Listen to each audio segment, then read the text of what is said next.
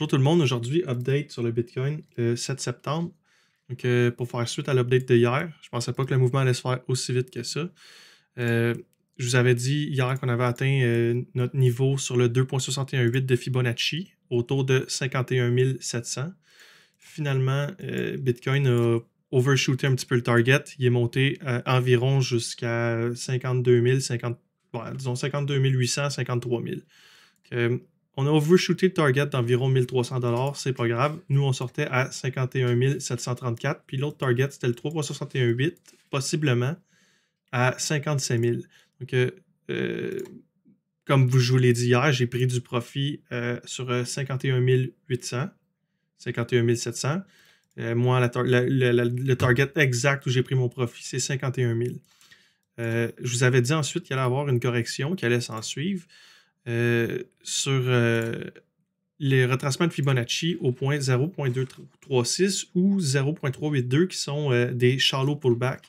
On n'oublie pas qu'on est dans une vague 5, fin de bulle haussière. Quand on va finir la vague 5, la bulle haussière va être finie, puis on va aller se taper là, les abysses, si on peut dire ça comme ça. En attendant, on a pu profiter de la hausse ici.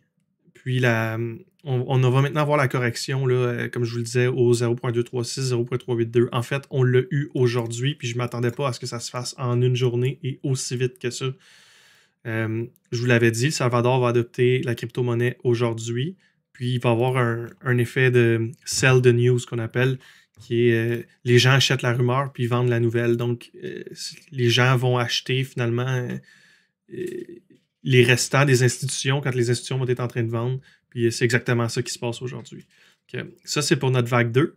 Notre vague 2, elle serait possiblement complétée parce que c'est un shallow pullback. Puis le shallow pullback dans une vague 5 de fin de rallye, on ne veut surtout pas perdre l'intérêt des amateurs. Donc, il faut pas perdre l'intérêt. Puis si on est pour aller sur des points comme le 0.5, 0.618 ou 0.786, on va clairement perdre l'intérêt des amateurs. Okay? Le 0.618 puis 0.786 surtout, c'est les niveaux qu'on veut aller généralement pour faire partir tout ce qui est retail. Puis c'est là que les smart investors puis les gestionnaires de fonds vont généralement prendre position. Okay? Le smart money, c'est là qui embarque. Goldman Sachs, ces personnes-là, c'est tout sur le Golden Pocket de 0.618 de Fibonacci qui embarque. Donc, étant donné qu'on ne veut pas faire fuir le peuple en ce moment, on va retracer sur 0.382 au maximum, qui est exactement le prix sur lequel on est tombé, qui est 43 892. Notre prix a descendu à 43 000, très exactement. Donc, on voit vraiment qu'on ne veut pas faire sortir le retail. On veut garder le retail dans l'aventure avec nous parce que c'est eux qui vont nous amener de l'argent agressif pour monter les prix sur des prix totalement irrationnels qui vont commencer très bientôt. La vague 1, elle est faite au complet. On vient de faire la vague 2 possiblement, vague 2 corrective. Puis il va rester la vague 3. La vague 3 est généralement la plus longue du Elliott Wave, sauf en fin de vague 5. Donc vague 5 de 5 comme on va avoir là. Possiblement qu'on va avoir une bulle irrationnelle par-dessus ces prix-là. Mais au minimum, sur la vague 3, j'aimerais voir un Bitcoin à 82 500, 83 000 US. C'est le target conservateur du Fibonacci. Si on fait le Fibo comme ça, notre 1.618 est à 60 000. Notre 2.68 est à 70 000.